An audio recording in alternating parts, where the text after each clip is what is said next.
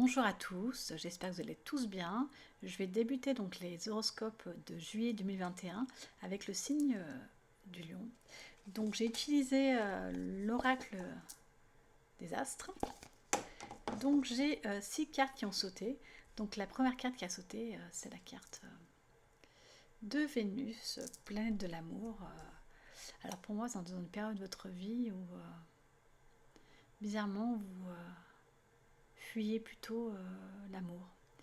Il y a cette idée d'avoir été tellement déçu par les personnes de votre vie que vous n'avez plus envie de vous y confronter. Et c'est comme si vous fermiez votre cœur à l'émotionnel, au sentimental, pour vous concentrer finalement uniquement sur votre mental. Et vous pensez détenir la vérité et vous y croyez dur comme fer. Mais, mais en réalité, ce n'est pas vraiment ça. Vous êtes blessé, vous avez des choses à digérer, à évacuer, mais ce n'est pas pour autant que vous devez indéfiniment fermer votre cœur. Ce que vous faites, c'est pour vous protéger, mais il y a un moment donné où ce fonctionne-là ne marchera plus parce que vous serez dans une sorte d'impasse. Et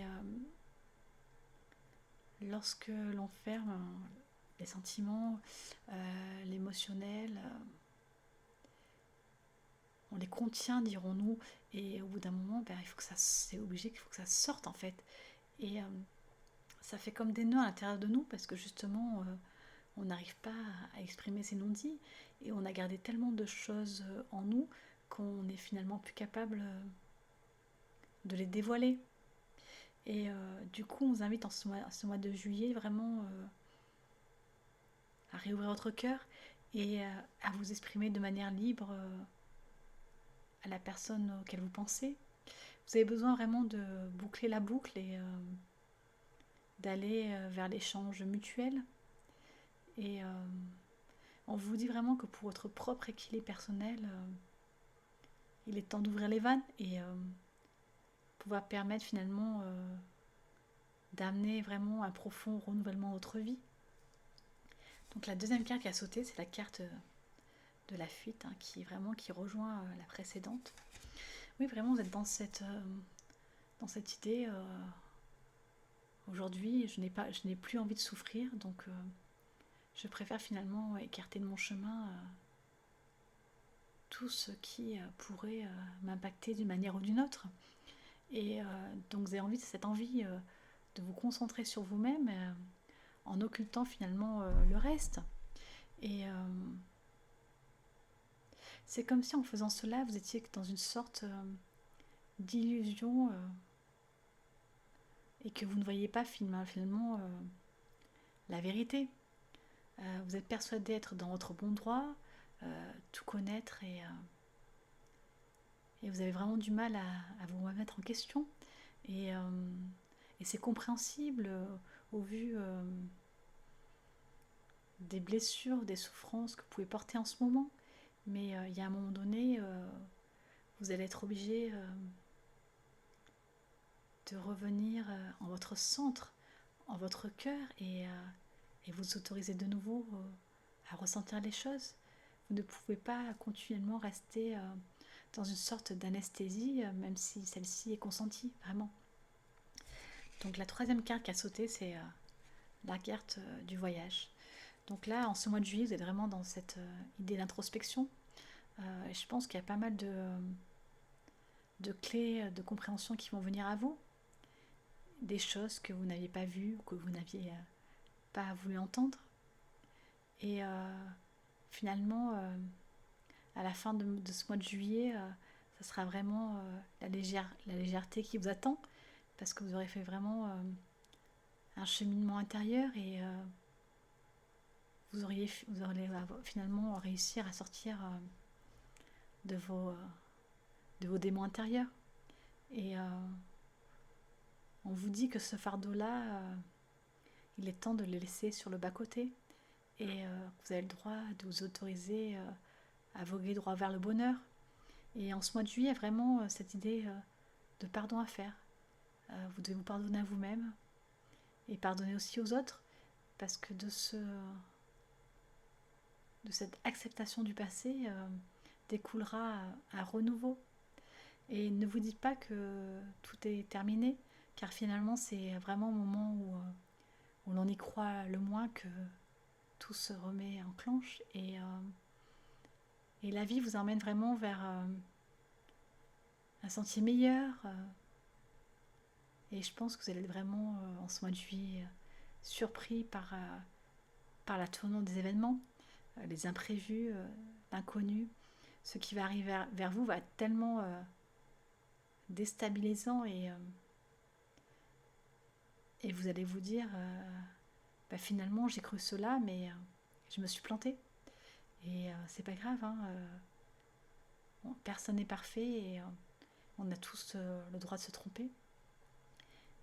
L'essentiel c'est vraiment d'apprendre à un moment donné à voir la vérité au-delà des illusions. Donc la 4e carte c'est la carte du silence hein. C'est fou à quel point vos cartes se corroborent.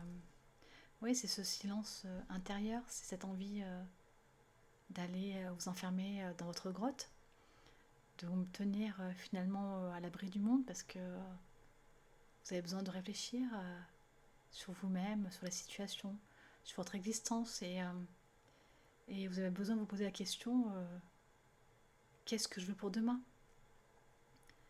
Qu'est-ce qui m'apportera le bonheur dans ma vie? Et il y a vraiment cette idée en vous de vouloir aller vers vos projets, vos rêves, vos envies et d'aller vraiment dans cet ancrage dans la matière. Mais pour le moment, c'est une période vraiment de réflexion qui est nécessaire pour vous permettre de mettre des choses en place et de là découlera vraiment le renouveau. Donc la 5e carte qui a sauté, c'est la carte de l'intuition. On vous demande vraiment de vous fier à votre instinct, mais pas à sortir de cette idée de vouloir mentaliser toutes les choses. Parce qu'à un moment donné, tout tourne en boucle dans votre esprit et vous ne savez plus où est la vérité. Vous allez vous dire, aujourd'hui je pense ça et le lendemain, vous allez penser carrément différemment. Et on vous dit que quand les messages seront justes, vous le sentirez en vous et ça vous procurera une sensation d'apaisement et de clarté. Et alors vous saurez où est votre chemin. Et votre mental, il faut vraiment arrêter d'écouter. Et cesser de vouloir à tout prix avoir raison. Sortir de ce côté borné et têtu qui existe chez vous, même si pour beaucoup vous ne le reconnaissez pas.